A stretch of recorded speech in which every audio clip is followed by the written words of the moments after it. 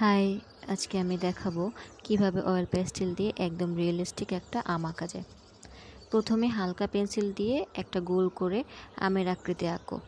উপরে একটা ডাঁটা আর একপাশে একটা পাতা দাও।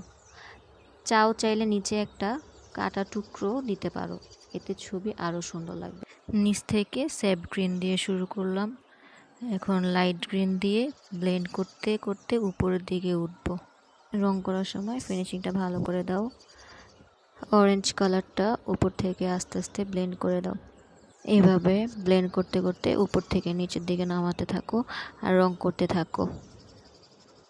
এখন ইয়েলো রংটা ব্লেন্ড করতে করতে নিচের দিকে নামতে থাকো, যেন একটার সঙ্গে আরেকটা সুন্দরভাবে মিশে যায়।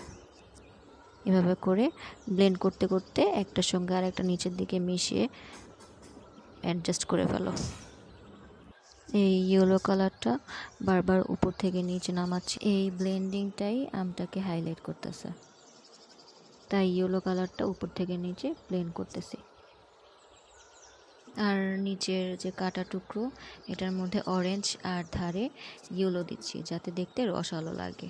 আমের ডাঁটায় ব্রাউন রং দিয়ে তারপর যে লাইট গ্রিন রংটা আছে চার সাইডে দিয়ে দেন পাতাটা যে আছে পাতার মধ্যে হাফ লাইট গ্রিন দিতেছি, আর পাতার পুরাটার এক সাইডে হলো স্যাপ গ্রিন দিয়ে একটু একটু জায়গা খালি রাখলাম। খালি রাখার যে জায়গাটা, এই খালি জায়গাটাতে আবার লাইট গ্রিন দিছি। তারপর এই টুকরো আমের মধ্যে পুরাটা ইয়েলো দিয়ে বরাট করে দিচ্ছি। পাতার শেপটা বোঝানোর জন্য এরকম দাগ দাগ করে কেটে দিচ্ছি। নিচে আলো ছায়ার অংশ বোঝানোর জন্য ফার্স্টে আমি গ্রে কালারটা অ্যাপ্লাই করলাম, দেন হোয়াইট কালারটা অ্যাপ্লাই করলাম। এখন টিস্যু দিয়ে এটা সুন্দর করে ব্লেন্ড করতেছি যাতে রিয়েলিস্টিক লাগে। এখন আবার ব্ল্যাক কালার দিয়ে একটু বর্ডার লাইন করে দিতেছি। তো এভাবে তুমিও অয়েল প্যাস্টেল দিয়ে খুব সহজে একটা রিয়েলিস্টিক আম আঁকতে পারো। যদি ভিডিওটি ভালো লাগে তাহলে লাইক, কমেন্ট আর শেয়ার করে পাশে থেকো।